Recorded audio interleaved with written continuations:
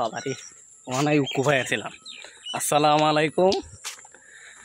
মূলত এই ভিডিওটা করতেছি আমাদের এলাকায়, আমার এলাকায় ছোট ভাই বারাদার আছে, ওরা বলতেছে যে একটা পার্টি দিতাম। অনেক দিন পরে তো দেশে আসছি, একটা পার্টি দিতে বলতেছে। তো আমিও বললাম ঠিক আছে চল একটা পার্টি দিই ছোটোখাটো। তারপরে এই যে আমাদের নদীর পাড়ে ওই যে ওই সামনে ওরা পাক করতেছে, আমি গেছিলাম একটা জুট আনতে। এই যে জুট আন না ভাই, কি বলবো, ওরা তো মনে করেন ওই যে ওইখানে এই যে আমার জন্য অপেক্ষা করতেছে, অনেক মিস করতেছে আমাকে, বুঝছেন। এখন কি করব, ওদেরকে না খাওয়াইলে আমরা ছাড়েই না, কয় না খাওয়াতেই হবে। কিছু করার নাই। যে এখানে আমরা নদীর পার, এটা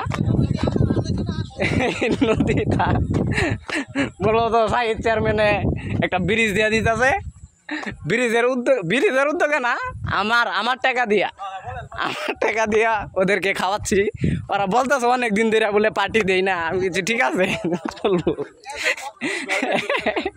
একটা পার্টি দিলাম। এই যে আমার ছোট ভাইয়েরা ওরা নিয়ে এসে পড়লাম। এই যে পাক করতেছে,